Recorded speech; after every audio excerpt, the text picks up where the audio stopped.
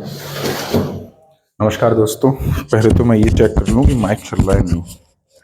सुबह पूरी video record कर ली ना हमने, और उसके बाद पता चला कि मैंने माइक ही ऑन नहीं किया है। जो वीडियो में देखने वाला डालने वाला था ऑलमोस्ट, मतलब सारी एडिटिंग हमने कंप्लीट कर ली। उसके बाद मैं डालने वाला था वीडियो, तो मैंने देखा उसमें आवाज़ ही नहीं आ रही है, तो बड़ा दिक्कत हुई। चलो फिलहाल आज हम लोग अपना टॉपिक करते हैं। तो हम लोग लास्ट जो भी पढ़ चुके थे उससे आगे की बात हम लोग करने वाले हैं। तो आज हम पढ़ेंगे, पहले तो मैं ये देखूं कि हमने लास्ट क्या पढ़ लिया था। ठीक, तो आज हमारा जो टॉपिक होगा उसका नाम क्या है? अभिक्रिया के वेग को प्रभावित करने वाले कारक। अभिक्रिया के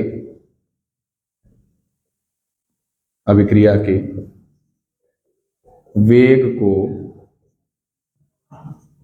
प्रभावित करने वाले कारक। ठीक है, ऐसे कौन से कारक हैं जो अभिक्रिया के वेग को प्रभावित करते हैं? वैसे आप सभी लोग जानते हैं कि हम लोग रिवीजन ही कर रहे हैं, तो सारी चीजें आप लोगों को पहले से ही पता होगा, आपके नोट्स में भी होंगे। वीडियो देखते समय आप लोग नोट्स को जरूर ध्यान दें। ठीक है, इस बात को याद रखना कि नोट्स सामने रख लो, या तो पहले वीडियो देख लो उसके बाद नोट्स कंप्लीट करो। ठीक है, नोट्स से पढ़ोगे तो सारी चीजें समझ में आएंगी, क्योंकि जब मैं कोई चीज बताऊंगा तो आपको वो चीज वैसे भी आसान लगेगी। ये बात मैं क्लास में भी बोलता रहता हूँ, चाहे स्कूल में चाहे यहाँ। तो पूरा फोकस इस बात पे करना है कि पहले सुन लो आप लोग अच्छे से, एक बार वीडियो देख लो, उसके बाद फिर नोट्स पढ़ लो, ताकि ज्यादा अच्छे से चीजें समझ में आ जाए आपको। ठीक है, चलो भाई। तो सबसे पहले हम देखते हैं कि अगर हम अभिकारकों की सांद्रता बढ़ा दें, ठीक है, क्या कर दें?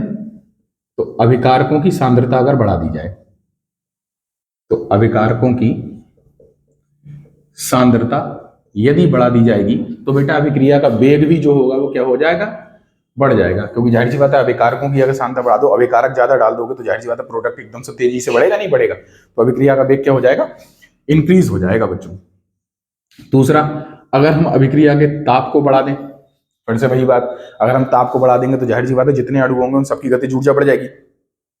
अणुओं की गतिज ऊर्जा बढ़ जाएगी तो अणुओं की टक्करों की संख्या बढ़ जाएगी, और यदि टक्करों की संख्या बढ़ जाएगी तो जाहिर सी बात है प्रोडक्ट भी बढ़ना तेजी से शुरू हो जाएगा, यानी कि अभिक्रिया का वेग भी बढ़ जाएगा बच्चों।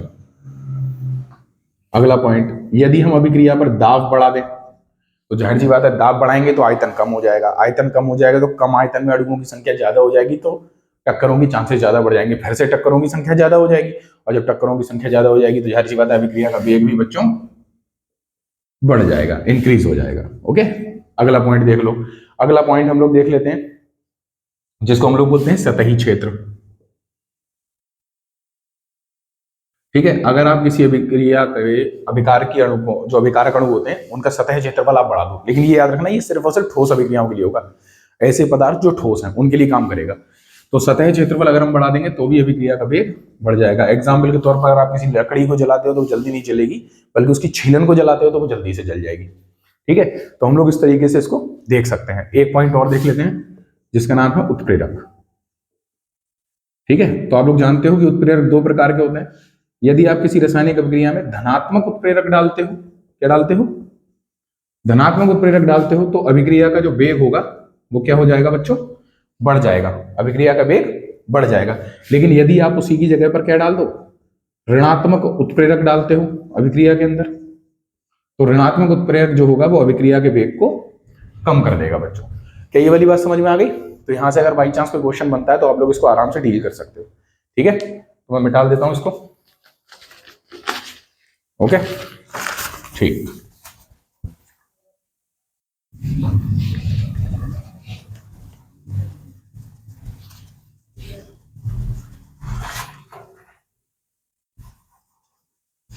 अच्छा, ठंड में ना इंक को हटाना बड़ा मुश्किल हो जाता है, जम जाती हो।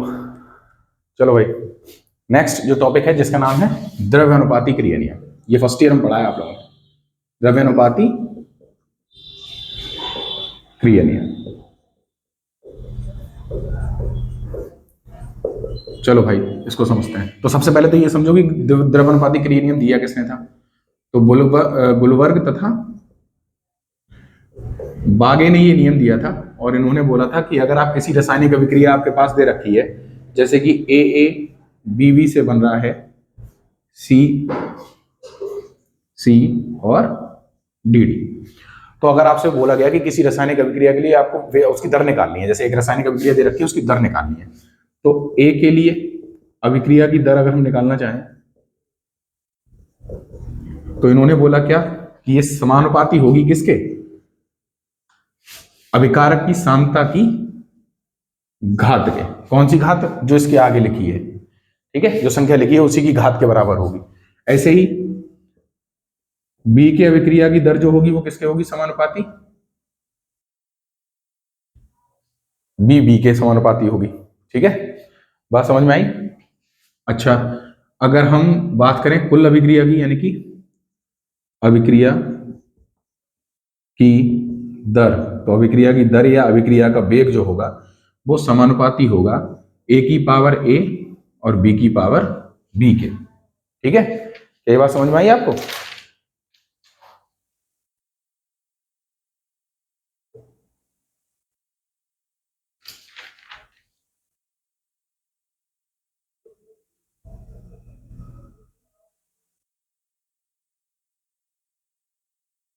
ठीक है भाई।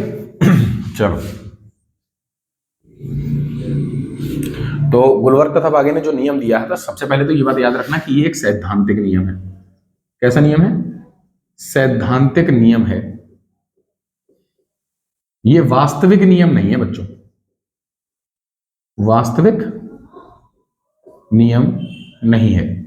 क्योंकि इन्होंने क्या बोल दिया, इन्होंने तो सिर्फ ये बोल दिया कि जितने उसके अणुओं की संख्या आगे दे रखी हो उसी को उसकी सक्रिय द्रव्यमान की घात बना दो। जो अणुओं की संख्या आगे दे रखी हो किसी रासायनिक अभिक्रिया में, अभिकारक के अणुओं की जितनी संख्या उसी को उसकी सक्रिय द्रव्यमान की घात बना दो, बात खत्म हो जाएगी। तो और उसी प्रकार जो वेग निकल के आ जाएगा उसी को हम लोग क्या बोल देंगे, अभिक्रिया का वेग या अभिक्रिया की दर। बट ऐसा तो होता नहीं है ना। शायद मैं कैमरे में नहीं आ रहा हूँ, वो है भी नहीं सामने जो पता चले। वैसे बच्चे बता देते हैं कि सर आप बहुत बाहर निकल गए हो। ठीक है, तो आप लोगों को ये बात याद रखनी है, मैं ज्यादा सामने भी ना आ जाऊं। चलो ठीक है, तो अभिक्रिया की दर के बारे में अगर हम बात कर रहे हैं तो अभिक्रिया की दर द्रव्यानुपाती क्रिया नियम के अनुसार गुलवर्ग तथा बागे ने यह बताया कि आप जो भी रासायनिक अभिक्रिया दे रखी हो उस रासायनिक अभिक्रिया के अभिकारक अणुओं के सक्रिय द्रव्यमान लिखो और उनके ऊपर जो उनके आगे अणु लिखे हों अणुओं की संख्या उसी को उनकी घात बना दो। तो जो दर निकल के आएगी उसी को हम लोग क्या बोल देंगे, अभिक्रिया की दर। लेकिन ये नियम क्या है, गलत है। हम लोग फर्स्ट ईयर में समझते थे कि ये नियम बहुत सही है, लेकिन एक्चुअल में ऐसा नहीं है। ये नियम हमारा लगातार गलत दिखाई दे रहा है हमको, क्योंकि अब जो रियल नियम है उसको पढ़ते हैं बच्चों। उसका नाम क्या है, उसका नाम है वेग व्यंजक, वेग व्यंजक, या हम इसको बोलते हैं वेग नियम। ठीक है, वेग नियम।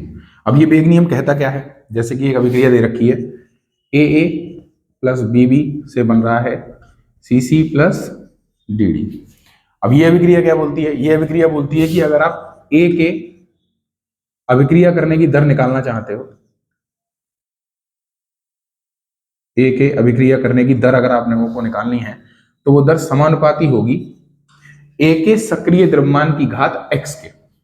अब ये x क्या है, तो ये x कुछ भी मान हो सकता है। इसमें आपको क्या करना पड़ता है, आपको अभिक्रिया को लैब में लेके जाना पड़ता है। जैसे मान लो ये एक अभिक्रिया है और इससे आप प्रोडक्ट बना रहे हो कोई, ओके। तो सबसे पहले आपने जो अभिकारक अणु लिए हैं तो एक आपने ले लिया, ठीक है, और आप उसकी मात्रा को पहले जितनी भी मात्रा थी उससे आपने मात्रा दोगुनी कर दी। ठीक है, अगर आपने मात्रा दोगुनी करी तो अभिक्रिया का वेग 2 गुना बढ़ गया, है ना। तो हम मान लेंगे कि इसकी जो घात होगी वो 1 होगी, क्योंकि हम 2 की जो घात लगाएंगे वो 1 लगाएंगे तभी तो 2 आएगा, है ना। यदि मान लेते हैं कि हम अभिक्रिया का वेग क्या करें, हम अभिक्रिया की सांद्रता जो है वो 4 गुनी कर दें, क्या कर दें, 4 गुनी। तो अभिक्रिया का जो वेग हो मान लो 16 गुना बढ़ जाए बच्चों। कितना गुना, 16 गुना। तो जाहिर सी बात है मुझे इसकी घात क्या करनी पड़ेगी, 2 करनी पड़ेगी, है ना। तो इस प्रकार से प्रायोगिक मान की निर्भरता को दर्शाया जाता है, प्रायोगिक मानों को निकाला जाता है। तो ये x जो है वो एक प्रायोगिक मान होगा बच्चों, जो लैब के अंदर हम लोग निकालेंगे। ठीक है, इसी प्रकार से b के अभिक्रिया करने की दर निकालो आप। b के अभिक्रिया करने की दर समानुपाती होगी किसके, y के। ओके, क्या ये वाली बात समझ में आ गई आप लोगों को, है ना। तो अगर मैं पूरी अभिक्रिया की दर निकालूं तो कैसे निकालूंगा, तो अभिक्रिया की दर या जो वेग होगा वो समानुपाती होगा बच्चों किसके, तो अभिकारक अणु दोनों ही ले लो और इसकी घात x, इसकी घात y। यानी कि R बराबर, नीचे दिखाई पता नहीं दे रहा होगा या नहीं, मैं एक बार देख के आऊं बच्चों। हाँ कट रहा है, बहुत अच्छे समय पे मैंने देख लिया। चलो ठीक है, तो मैं इसको मिटाल के ऊपर लिख देता हूँ। ओके,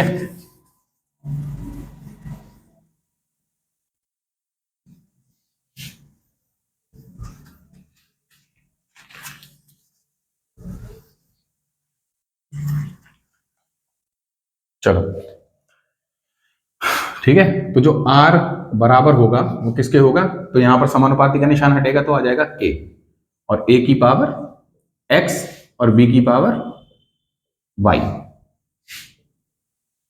ठीक है, तो ये निकल के आया बच्चों वेग नियम। इस तरह से हम लोग वेग नियम को करते हैं। अगर मैं इसकी परिभाषा की बात करूं तो देखो वेग नियम की परिभाषा क्या हो जाएगी।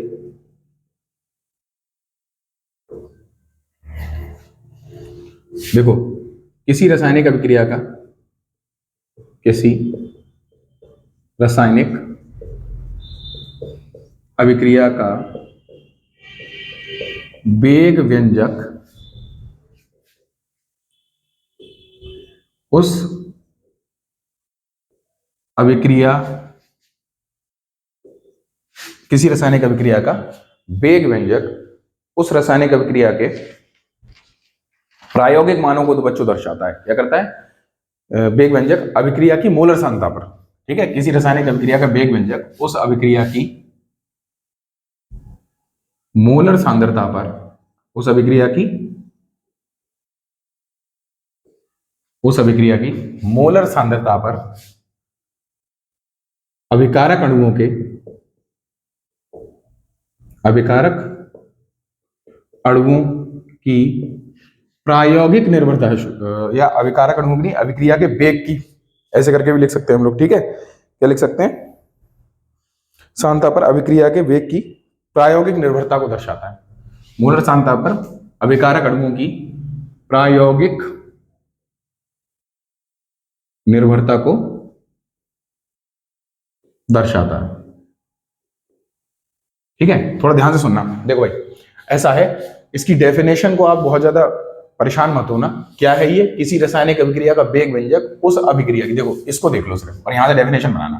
किसी रासायनिक अभिक्रिया का वेग व्यंजक ही तो है, तो किसी रासायनिक अभिक्रिया का वेग व्यंजक उस उस अभिक्रिया की मोलर सांद्रता पर, उस अभिक्रिया की मोलर सांद्रता पर अभिकारक अणु, ये रहे अभिकारक अणु, अभिकारक अणुओं की प्रायोगिक निर्भरता को दर्शाता है। यानी कि जो भी प्रयोग करने पर निर्भरता आई थी वो चीज है ये एक्स और वाई, तो प्रायोगिक निर्भरता को दर्शाता है। तो उसी को हम लोग क्या बोलते हैं, वेग व्यंजक। उस व्यंजक को क्या हम लोग बोलते, उस व्यंजक को हम लोग क्या बोलते हैं, वेग व्यंजक। अच्छा देखो, दिक्कत पता है क्या होती है, मैं सुबह से ही स्टार्ट कर देता हूँ पढ़ाना। लगभग 8 बजे से हम लोग स्टार्ट करते हैं और 8 बजे से लेके आज तक पढ़ाता हूँ। आज ये वीडियो जो इस टाइम पे बन रही है ना, वो इसलिए बन रही है क्योंकि हॉस्टल की छुट्टी है, मुझे हॉस्टल पढ़ाना पड़ता है इस टाइम पे, तो उस समय पे मैं ये वीडियो बना रहा हूँ। अब फिर इसको थोड़ा सा, आप लोग जानती हो, हल्की फुल्की एडिट जो मैं बिल्कुल नहीं आती मेरे को, मैं एज इट इज वीडियो डाल देता हूँ, इसलिए बहुत सारी चीज़ें आपके पास ऐसी पहुंच जाती हैं, है ना, क्योंकि हम कोई एक्टर वगैरह थोड़ी है। मैं सुबह वीडियो बनाने के लिए बैठा, मैं बता भी चुका आप लोगों को, मैं माइक ही ऑन करना भूल गया। इससे पहले भी बहुत बार ऐसा हो चुका है कि माइक ऑन नहीं, पूरी वीडियो रिकॉर्ड हुई और पता चला, और कल की वीडियो में भी यही दिक्कत आई। हम लोग एक माइक से लगभग 2 वीडियो रिकॉर्ड कर चुके थे, चार्ज नहीं किया उसको, और चार्ज नहीं किया तो वो 17 मिनट के बाद चली गई, उसमें आवाज ही नहीं आ रही है। मैंने नोटिस किया, एक बच्चे ने कमेंट डाला था नीचे किसी ने। ठीक है, चलो, अभिकारक अणुओं की प्रायोगिक निर्भरता को दर्शाता है, उसी को हम लोग क्या बोल देते हैं बच्चों, वेग व्यंजक बोल देते हैं। ठीक है, तो मैं इसको मिटा देता हूं।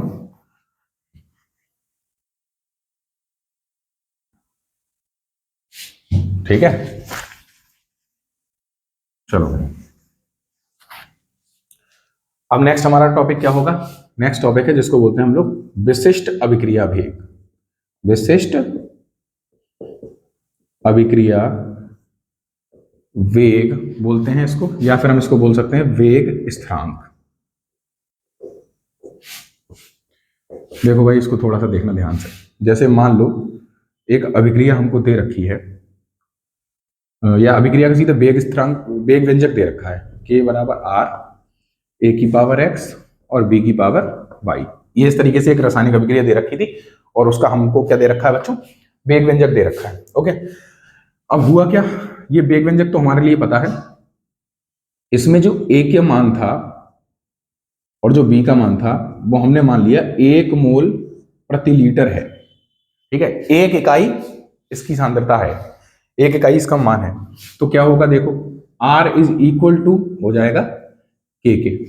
मतलब क्या होगा, मतलब ये होगा, इसकी डेफिनेशन यहां से क्या बनेगी विशिष्ट अभिक्रिया की, कि यदि किसी रासायनिक अभिक्रिया में अभिकारक की सांद्रता 1 इकाई हो। क्या है, यदि किसी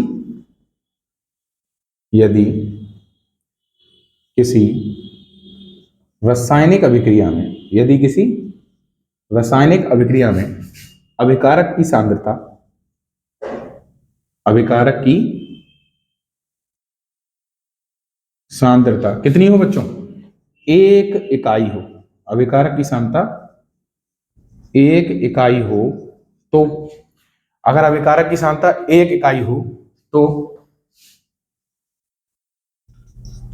अभिक्रिया का वेग स्थिरांक, तो अभिक्रिया का वेग स्थिरांक अभिक्रिया के वेग के बराबर होता है, अभिक्रिया के वेग के बराबर होता है बच्चों। ठीक है, तो समझ में आ गया। और इसी को हम लोग क्या बोल रहे हैं, विशिष्ट अभिक्रिया वेग बोल रहे हैं बच्चों। ठीक है, बात समझ में आ गई, मैं डाल दूं, चलो ठीक, ज्यादा लंबी वीडियो भी ना बने क्योंकि मुझे यहां से तो दिखाई भी नहीं दे रही है।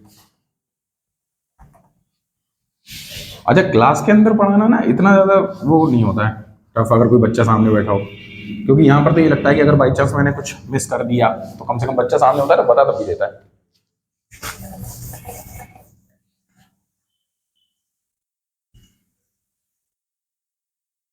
चलो, अकेले बोलना बड़बड़ाना भी तो कितना अजीब है, बट कोई नहीं, आप लोग तमीज से पढ़ते रहें बस, और क्या चाहिए। चलो भाई, नेक्स्ट टॉपिक देखते हैं हम लोग क्या, कि वेग स्थिरांक का मात्रक ज्ञात करना। वेग स्थिरांक का मात्रक ज्ञात करना। तो वेग स्थिरांक का मात्रक देखो कैसे ज्ञात करते हैं, तो K बराबर मोल प्रति लीटर, मोल प्रति litre 1 minus n second inverse. ठीक है, इस तरीके से आप किसी भी रासायनिक अभिक्रिया का क्या निकाल सकते हो, किसी भी रासायनिक अभिक्रिया का वेग स्थिरांक का मात्रक आराम से निकाल सकते हो। ठीक है, इस बात को आपको याद रखना है, इस तरीके से मात्रक हम लोग निकालेंगे भी। तो ये तो नॉर्मल अभिक्रिया के लिए है, गैसीय अभिक्रियाओं के लिए क्या है, तो गैसीय अभिक्रियाओं के लिए मात्रक होता है, जैसे कि यहां की इसकी जगह पे क्या हो जाएगा, तो K बराबर ATM 1 minus n second inverse. ठीक है, यानी कि जो घातें दे रखी होंगी ना किसी रासायनिक अभिक्रिया में, उन घातों का टोटल जोड़ देना आप। जैसे कि मान लो A के ऊपर लगी है 1 घात, B के ऊपर लगी है 3 घात या 2 घात, तो दोनों को ऐड किया और यहां लगा दिया, और n की जगह में मान लगा के जो मात्रक आएगा निकल के, वो उस अभिक्रिया का वेग स्थिरांक का मात्रक हो जाएगा। ठीक है, बात समझ में आ गई। ठीक, तो इससे आगे की बात करें हम लोग अब। ओके, तो नेक्स्ट टॉपिक हमारा क्या होगा, नेक्स्ट टॉपिक होगा हमारा अभिक्रिया की कोटि। ठीक है, चलो भाई, हम लोग अभिक्रिया की कोटि के बारे में बात करते हैं।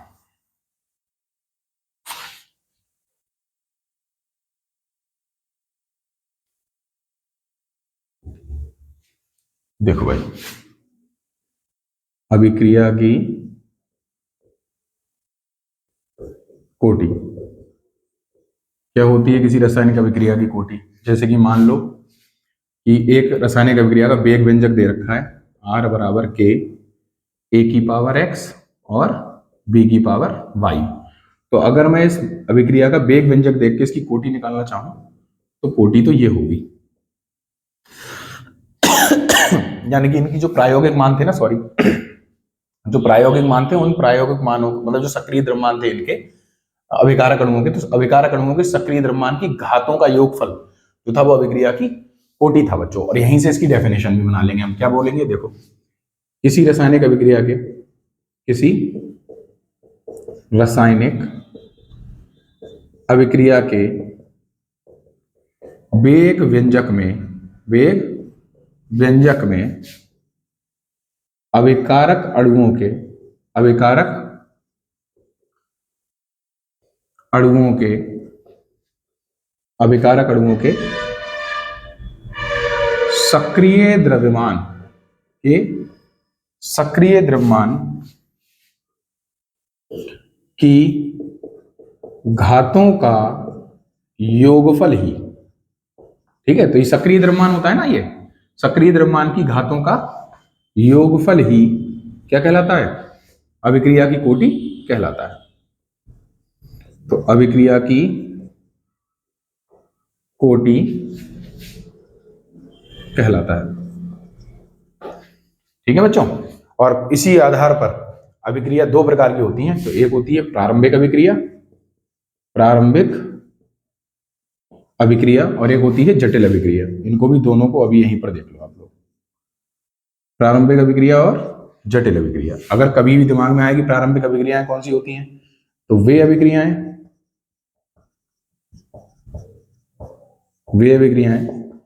जो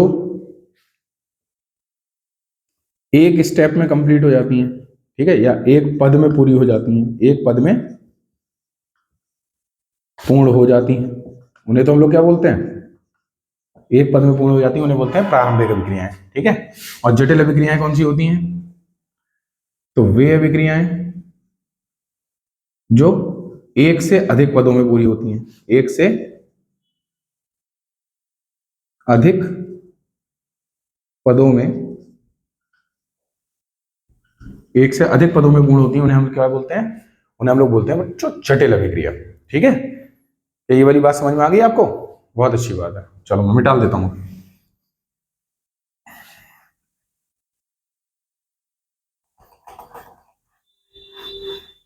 पता नहीं कितना टाइम हो गया, मुझे मंदिर भी जाना है,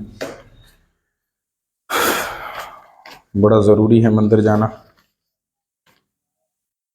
किसी ने समझाया था भाई कि मंदिर जाना बड़ा जरूरी होता है, तो तब से मैं रेगुलर जाता हूं मंदिर। ऐसी अच्छी सजेशंस के लिए भैया बहुत बहुत धन्यवाद।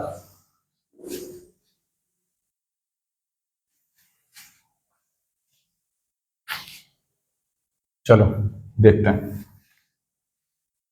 तो अब हम लोग क्या पढ़ेंगे? तो हम लोग देखेंगे कि अभिक्रिया के कुछ लक्षण, अभिक्रिया कोटि के कुछ लक्षण देख लेते हैं। देखो भाई, अगर किसी अभिक्रिया की कोटि शून्य है, क्या है? शून्य, तो हम उसको क्या बोलते हैं? उसको बोलते हैं ना शून्य कोटि अभिक्रिया। क्या बोलते हैं? शून्य कोटि अभिक्रिया। अच्छा, अगर किसी रासायनिक अभिक्रिया की कोटि एक हो तो उसको हम बोलते हैं प्रथम कोटि अभिक्रिया। क्या बोलते हैं? प्रथम कोटि अभिक्रिया। किसी रासायनिक अभिक्रिया की कोटि दो हो तो उसे क्या बोलेंगे? द्वितीय कोटि अभिक्रिया बोलेंगे। अच्छा, अगर किसी रासायनिक अभिक्रिया की कोटि तीन हो तो उसे क्या बोलेंगे? तृतीय कोटि अभिक्रिया। तृतीय कोटि अभिक्रिया। चलो, मुझे लगता है इंक भी चलेगी इसकी। ठीक है, उसको बोलेंगे हम लोग तृतीय कोटि अभिक्रिया। बात समझ में आई? इसकी कुछ लक्षण और भी होते हैं कोटि वगैरह के, तो क्या है देखते हैं। देखो भाई, एक बात तो याद रखना, आप किसी रासायनिक अभिक्रिया की कोटि को देख के ज्ञात नहीं कर सकते आप। ठीक है, किसी रासायनिक अभिक्रिया की कोटि को देखकर ज्ञात नहीं किया जा सकता, देखकर ज्ञात नहीं कर सकते आप। ठीक है, एक ही एक्स बनाओ, पता नहीं क्या ही समझोगे तुम, बड़े मक्कार हो। मैं तो एक तो कुछ भी बोल देता हूँ यार चलो देखो, और यूट्यूब पे भी मैं कुछ भी बोल रहा हूँ, क्लास में तो मैं भाई कुछ भी बोल देता हूँ। चलो देखो, मतलब कुछ भी का मतलब ये भी नहीं है कि हाँ मतलब कुछ भी बोल रहा हूँ, बट हाँ हंसी मजाक के लिए थोड़ा बहुत इधर उधर हो जाता है, चलता है भाई। चलो देखो, किसी रासायनिक अभिक्रिया की कोटि को देखकर आप, किसी रासायनिक अभिक्रिया की कोटि को देखकर आप याद नहीं कर सकते हो। ठीक है, दूसरी बात, अभिक्रिया की कोटि शून्य भी हो सकती है, ऋणात्मक भी हो सकती है और धनात्मक भी हो सकती है। इस बात को भी याद रखना है आपको। किसी रासायनिक अभिक्रिया की कोटि तथा आणविकता समान भी हो सकते हैं। ठीक है, तो अभिक्रिया की कोटि व आणविकता समान हो सकती है। ठीक है, एक पॉइंट और आपको देखना है, क्या? कि सरल अभिक्रियाओं की कोटि, सरल अभिक्रियाओं की कोटि जो है उसको आप वेग नियम के द्वारा ज्ञात कर सकते हो, वेग नियम की सहायता से ज्ञात कर सकते हो, ज्ञात कर सकते हो। लेकिन जटिल अभिक्रियाओं की कोटि आप ऐसे ज्ञात नहीं कर सकते, ठीक है। तो जटिल अभिक्रियाओं की कोटि को वेग नियम से ज्ञात नहीं किया जा सकता, वेग नियम की सहायता से ज्ञात नहीं कर सकते, ठीक है बच्चों। वेग नियम की सहायता से जटिल अभिक्रियाओं की कोटि ज्ञात नहीं कर सकते। अगर आप जटिल अभिक्रियाओं की कोटि ज्ञात करना चाहते हो तो आपको उस अभिक्रिया को पहले तो तोड़ना पड़ेगा और देखना पड़ेगा कि उसका ऐसा कौन सा पद है जो सबसे स्लोएस्ट पद होगा, ठीक है। तो जटिल अभिक्रियाओं का स्लोएस्ट पद जो होगा वो रेट डिटरमाइनिंग पद होगा, है ना, रेट डिटरमाइनिंग स्टेप होगा, और उसी पद पर अभिक्रिया की कोटि भी निर्भर करेगी बच्चों, ठीक है। इस बात को आप लोगों को याद रखना है। चलो मैं मिटा देता हूं इसको, ठीक है।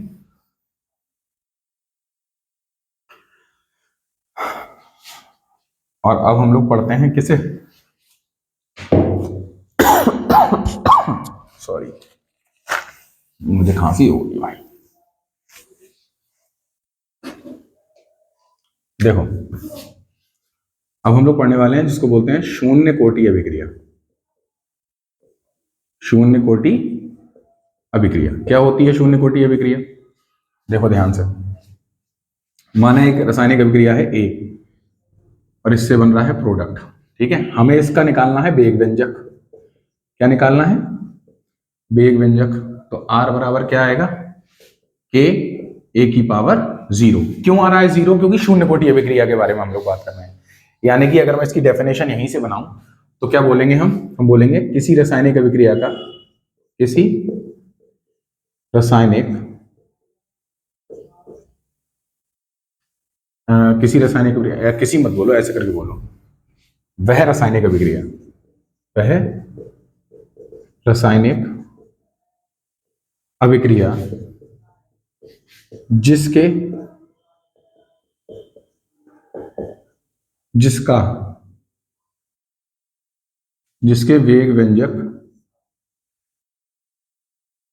जिसके वेग व्यंजक में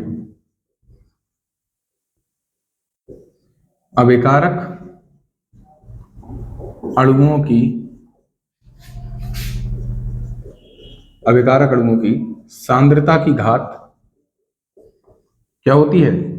शून्य होती है। सांद्रता की घात शून्य होती है, उसे हम लोग क्या बोलते हैं? उसे शून्य कोटि अभिक्रिया कहते हैं, ठीक है। मैंने कुछ भी नहीं बोला, यहीं से देख के इसकी डेफिनेशन को हमने कंप्लीट कर दिया है, ठीक है। इस बात को आपको याद रखना है, ठीक है। क्या बोल दिया मैंने? यहीं से देखकर बोल दिया कि वह रासायनिक अभिक्रिया जिसके वेग व्यंजक में अभिकारक अणुओं की सांद्रता की क्या लिखा है? वह रासायनिक अभिक्रिया जिसके वेग व्यंजक में अभिकारक अणुओं की सांद्रता की घात शून्य होती है, उन्हीं को हम लोग क्या बोलते हैं? उसे हम लोग शून्य कोटि अभिक्रिया बच्चों कहते हैं, ठीक है। चलो भाई इसको मिटा देता हूं मैं। और शून्य कोटि अभिक्रिया के लिए सबसे, ये भी एक इंपॉर्टेंट पॉइंट था, इसको याद रखना आप लोग। कभी कभी पूछा जा सकता है शून्य कोटि अभिक्रिया के लिए की परिभाषा को समझाइए।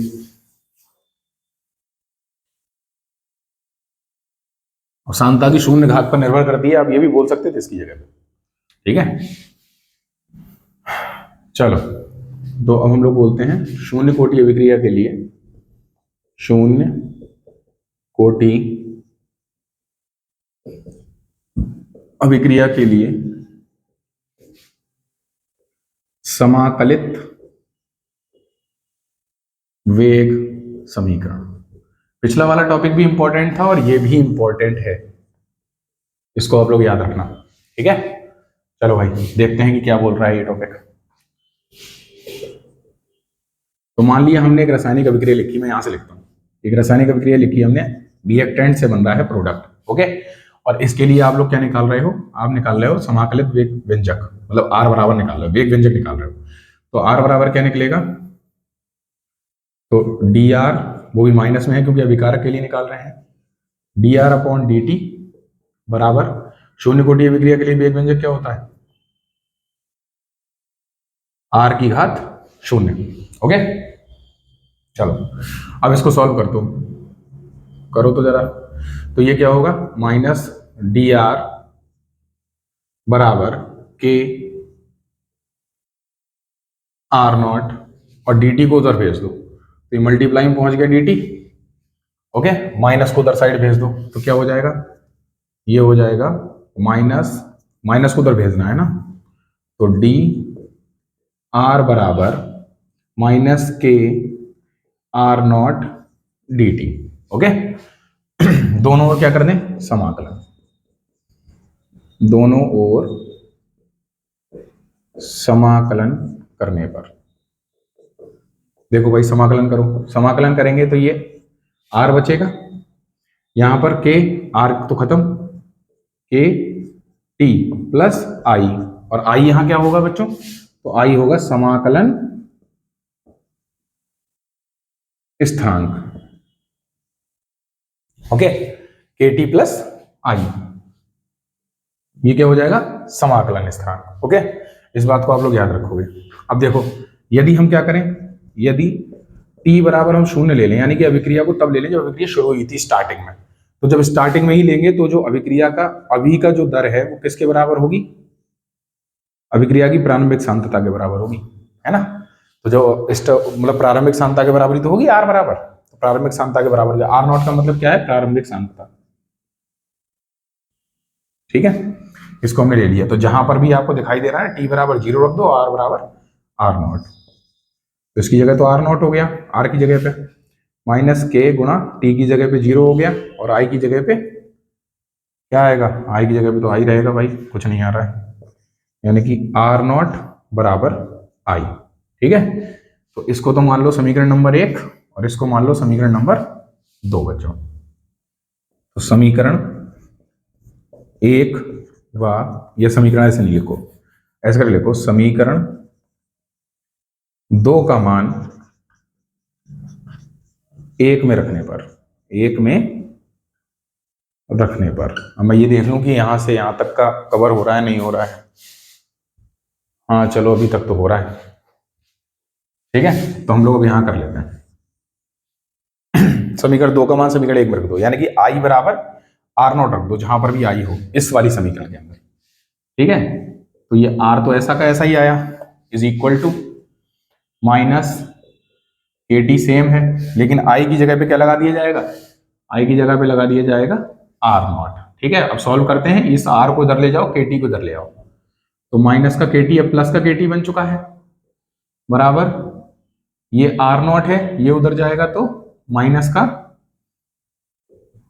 आर हो जाएगा। इस बार टी को नीचे ले जाओ, तो के बराबर R naught R upon T. सही है, यदि हम क्या करें, आर नॉट का मान जो है, आर नॉट को ए मान लें, ठीक है, यानी प्रारंभिक सांद्रता ए है, तो कुछ समय बाद तो अणु कुछ वियोजित हो जाएंगे ना, तो जो आर का मान आ जाएगा वो क्या आ जाएगा? ए माइनस एक्स, एक्स अणु वियोजित हो गए, तो मान रखने पर ये मान रख दो।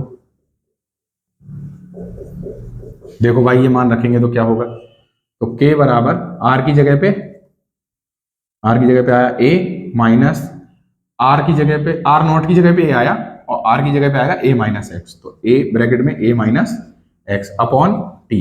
देखो इधर r बराबर क्या होगा? a, ये माइनस अंदर गया तो ये प्लस में बन जाएगा, अपॉन t, 1 से 1 कट गया, तो r बराबर x अपॉन t। यही क्या आ गया? समाकलित वेग समीकरण आ गया बच्चों, जहां x बराबर क्या है? तो x बराबर है वियोजित अणुओं की संख्या,